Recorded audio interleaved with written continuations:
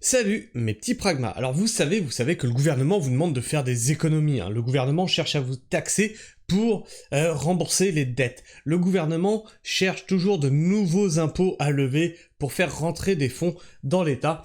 Et le gouvernement cherche actuellement à faire des économies, à faire 20 milliards d'euros d'économies.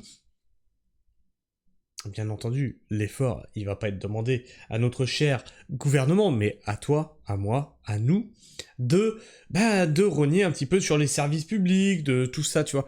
Il va falloir encore faire des efforts, parce que oui, on en a pas assez fait jusque-là. Mais en même temps, parce qu'on est dans l'ère du mais en même temps de notre très cher leader charismatique suprême, Monsieur Emmanuel Macron, il nous commande pour l'Elysée, alors qu'il annonce devoir faire 20 milliards d'économies, 11 000 bouteilles de champagne. Ah oui, non, on se refuse rien, on est à l'Elysée. Le peuple fait des économies, mais nous, on vit la grande vie. Attends, on n'est pas de la même classe aussi, hein. On va se lire ça. Alors, je vais vous agrandir un petit peu ça pour que vous puissiez le lire. Alors que le gouvernement cherche 20 milliards d'euros d'économies, l'Elysée commande 11 000 bouteilles de champagne. Et à combien la bouteille? À combien elle coûte la bouteille?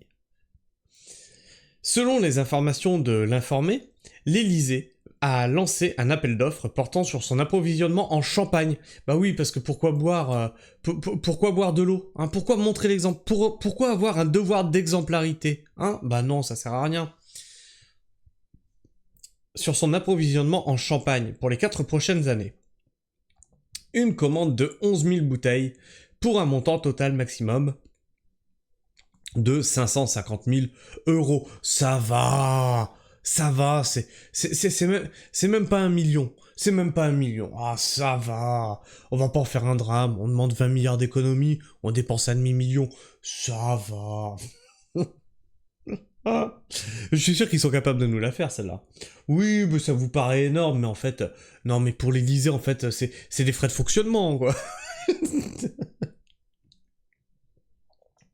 L'objectif des 20 milliards d'euros d'économie semble bien loin. Dans un article daté du 12 avril, le média L'Informé révélait avoir pris connaissance d'un appel d'offres de l'Elysée pour le moins coûteux. La présidence de la République cherche en effet à se réapprovisionner en champagne pour les cocktails et les réceptions des 4 prochaines années. Au total, le palais estime avoir passé commande de 11 040 bouteilles sur la période, pour un montant total maximum fixé à 550 000 euros hors taxes. Dans le détail, l'Elysée a précisé dans son appel d'offres commander notamment chaque année environ 2760 bouteilles de champagne non millésimées, soit 1500 bouteilles de champagne rosé et 1260 bouteilles de champagne classique. Et oui, il faut bien arroser les repas de notre très cher Gérard Larcher. Ces bouteilles sont servies lors des différentes réceptions et lors des événements internes comme institutionnels. Bah oui, il faut bien arroser tout le monde. Précise le bon de commande. Lors de la venue du roi Charles III à Versailles, un champagne Paul Roger, cuvée Winston Churchill 2013, en magnum, soit 700 € la bouteille, avait par exemple été servi. Tiens, alors, c'est marrant ce que vous nous dites, parce que vous faites les pauvres là. Oui, maintenant on a commandé du champagne, mais non millésimé. Ah, on tire quand même les coups vers le bas. Un champagne Paul Roger cuvée Winston Churchill de 2013. C'est pas un millésime, ça? Enfin, je sais pas, j'y connais rien, moi, en alcool. Hein. Mais au moment où tu précises ça, ça veut pas dire que c'est millésimé?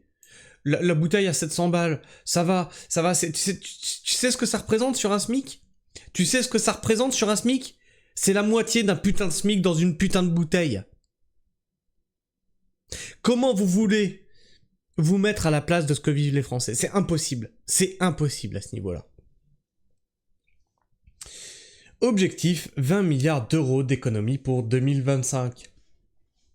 L'Elysée précise cependant que le nombre de bouteilles consommées ainsi que le nombre de livraisons annuelles sont donnés à titre prévisionnels et non contractuels. Ces chiffres pourront évoluer à la hausse ou à la baisse en fonction des besoins de la présidence. Cette commande faramineuse intervient alors que le gouvernement tente de réaliser 20 milliards d'euros d'économies en 2025. Le 6 mars dernier, le ministre délégué au compte public, Thomas Cazenave, avait déclaré devant les députés de la commission des finances, devoir trouver le moyen de garantir que les 10 milliards d'euros d'économies réalisées en 2024 soient pérennes. Il faut porter notre effort de 12 à 20 milliards d'euros d'économies supplémentaires pour l'année 2025. Avait-il ajouté. Si l'exécutif a lancé en novembre dernier une batterie de revues des dépenses pour atteindre cet objectif, la commande de l'Élysée ne semble pas en faire partie. On va se lire un peu les commentaires. Ce qui fait une moyenne de 50 euros hors taxe. Il y en a d'excellentes à 30 euros. À qui destinent-ils ces bouteilles? Au fait, au pape? Encore? Au prince Charles? À VDL? Je sais pas ce que c'est. À Zelensky et ses copains? L'ado provocateur n'est plus à une provocation près. Il sait très bien que le pays est ruiné par sa faute, il adore narguer et fait tout pour que cela dégénère. Ah oui, et puis après il viendra dire, si ben un responsable il est là, qu'il vienne le chercher. Non, qu'il vienne pas le chercher, ouais, et flashball dans ta gueule. On vit une époque formidable. Ce qui lui permettra d'instaurer l'état d'urgence pour museler encore plus ceux qui n'abondent pas dans son sens. Qu'il commence par l'AME, c'est 2 milliards par année, qu'il s'occupe des leurs. Bon, bah celui-là, il a été, supprimé, donc là, celui-là, on l'a déjà vu. Ah non. Il fait des réserves sur notre dos, pour noyer son chagrin de nous quitter en 2027, ou pour fêter la conclusion de ses impuissances. La honte absolue, ce président de pacotille. Juste un peu scandaleux compte tenu des résultats, les saveurs et délices semblent ne pas avoir un retour satisfaisant autour des nombreuses réceptions. Pour quelles raisons persister? Devenir efficace serait le meilleur programme dans tous les domaines. L'entreprise de pointe n'accepte pas les mauvais résultats et sanctionne les responsables, sinon elle s'éteint.